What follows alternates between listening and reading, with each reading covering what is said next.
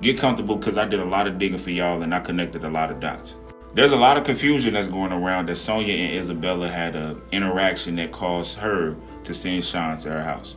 Now, it's hard for me to believe that because there's no report stating that they had an interaction or if she was even at work. Now, this is the crazy part I found.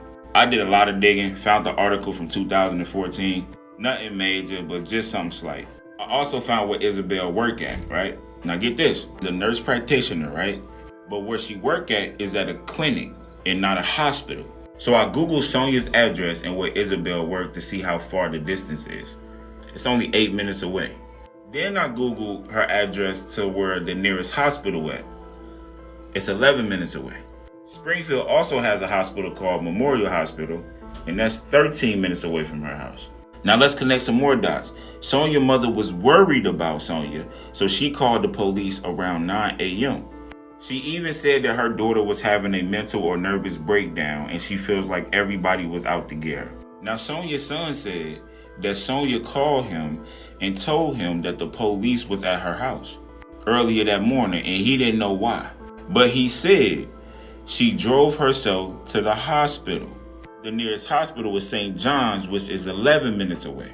Where I do think people are connecting the dots is since she's a nurse and Sonya went to go get help. Sean is a cop and he must have some ties with knowing about her mental health because of his fiance.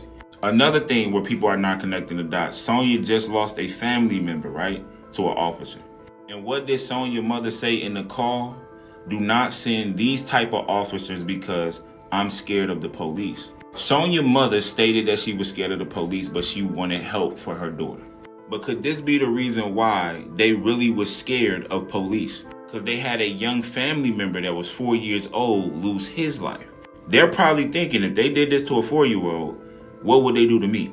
So when Sonya's son said there was an incident that happened earlier that day, and then her mother called the police and asked for certain officers not to go because she was scared of the police. Sonya's son also said he didn't know what was going on. So the communication between him and his grandma probably wasn't there yet. Because he said his mother drove herself to the hospital. And on the body cam footage after Sonya lost her life, there was a paramedic that said, oh, we was here earlier, but she denied help. And also in the report, it said she wasn't a threat to herself or anybody else.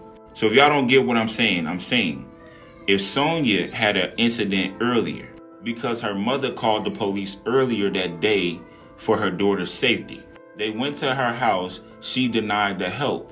She called her son and told him that the police are there. He don't know what's going on because he didn't talk to his grandmother. He just talked to his mother. So his mother drives to the hospital, probably got the paperwork stating that she went to the hospital.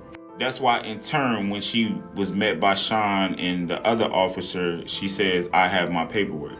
Now, which I could be wrong, she probably was referring to different papers. And also her first interaction with the police, she kept saying, please don't hurt me, please don't hurt me. And it's probably because she thought about what happened to her 4-year-old relative. Her mother stated she was scared of the police, so Sonya was probably scared of the police as well.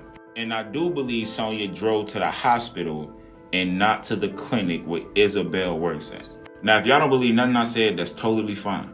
But I did a lot of research to connect the dots so I wouldn't come out here telling any conspiracies or false stories.